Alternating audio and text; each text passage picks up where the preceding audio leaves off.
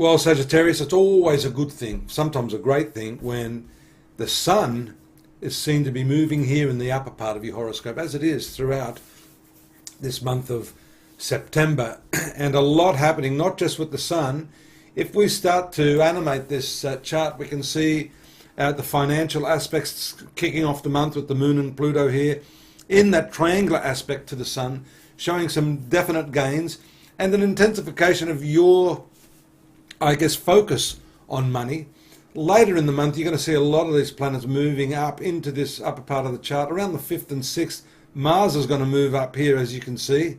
And that's also going to fortify the position of the sun here by bringing with it some super dynamic energy. Have a look at that, the 6th. And also at the same time on the 5th, Mercury, the planet that is ruling your 7th house of public relations and marital affairs, also goes direct. That's very powerful for communications. If you've got to communicate anything to anyone, at this time also you see the full moon takes place with the moon opposite here in the conjunction of Neptune. So big stuff happening here. 4 planets involved in your professional activities. Usually I say this is a good time for you to experience some sort of promotion.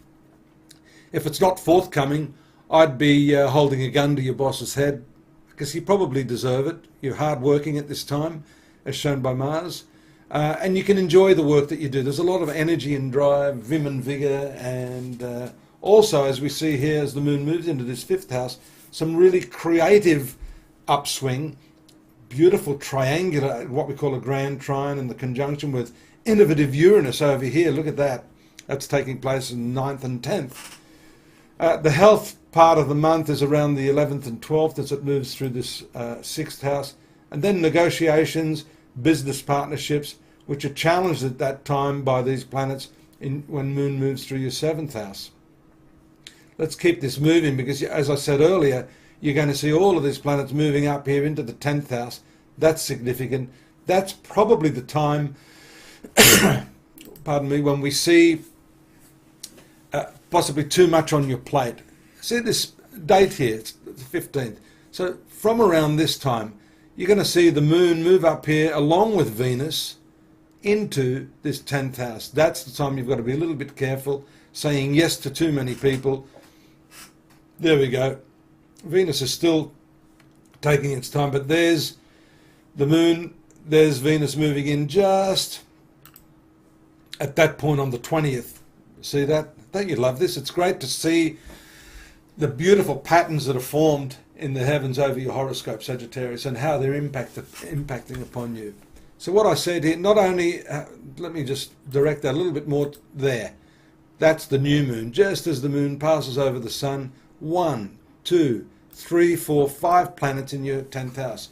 Don't tell me you're not going to have a busy month, because that is a load of energy converging there on your professional sector.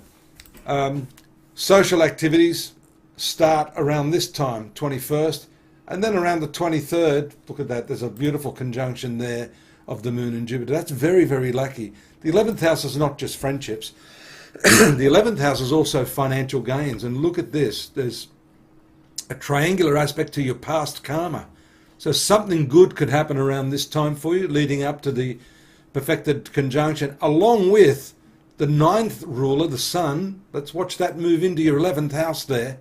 Look at that there, just on the 23rd, which is the what we call the Libra ingress.